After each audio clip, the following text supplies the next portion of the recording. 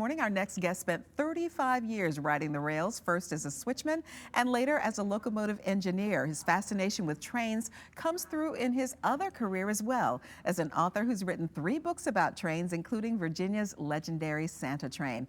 Doug Riddell's new book takes us aboard the unique hybrid known as the Auto Train, and we welcome Doug Riddell back to CBS 6, where you kind of started your career a couple of years ago. It's good to come home. 1968. I missed the black and white era, but I mean, you know, it's still pretty much the same. I love it here. You're fascinated with TV, but you're fascinated with trains as well. What is it about trains that just really caught the attention of America?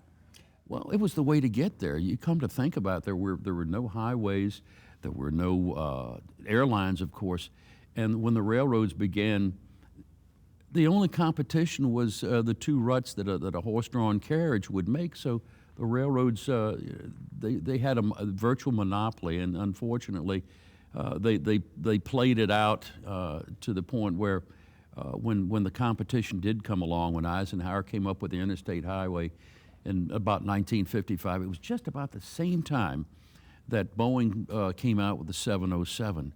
And after World War II, that meant that a lot of people weren't riding the trains anymore. And the railroads were suffering. They were losing money, and they turned, of course, to the government, which regulated them and told them that they had to operate the trains.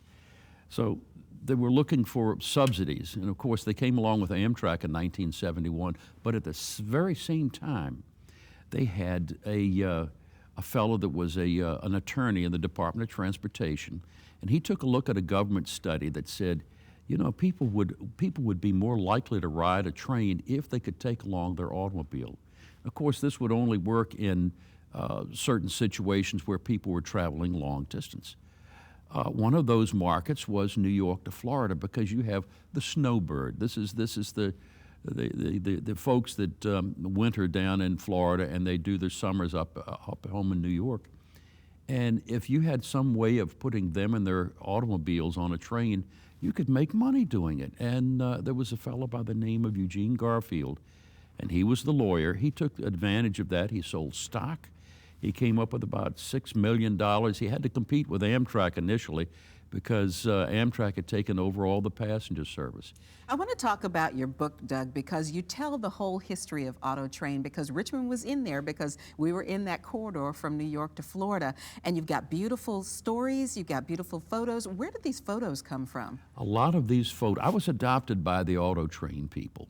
They stayed together for 10 years. The original Auto Train only lasted for 10 years. But these people, I like to refer to it almost as Animal House on wheels. These people knew how to party. They were good, but they knew how to give customers service. So once the customers got on the train, they made the trip down. After that, customers began knowing some of the attendants by name, and the attendants also knew the customers by name. And that was the key. Eugene Garfield wanted to make the Auto Train fun to ride. He wanted to make it an experience. Aside from just having your automobile on the train, they had magicians on there to do card games with the kids. They had an entertainer on there that actually got his job the night the first train pulled out. They picked him up at the last minute, literally when the train was leaving the station. And the producers of Saturday Night Live happened to be on the train. They said, this is pretty good. So they came up with a character that's played by Bill Murray. It's called Nick Rails, the lounge singer on the Auto Train. And it became quite a fad to ride the Auto Train. And you didn't dine on hamburgers or fast foods. You were given beef Wellington, lobster. You were given complimentary wine. It was an experience. Oh, it was quite something that we've never had. And the colors, the traditional old railroad conductor, you know, tickets please, in his blue uniform. They replaced that with purple tunics, with red maxi skirts. They had a staff on each train, usually of 15 women and 3 men, and it looked like a Hollywood casting call, literally. These folks, I met with them in April up in Roanoke, and these people still look as though they could have been part of one of those beach movies. In fact, when they got to Florida on their layover, They had a 6-hour layover instead of going to the hotel and getting the rest to go back. Most either went to the beach or went to the swimming pool. They were fantastic people to be with, but their enthusiasm showed. It was a great time to be on board.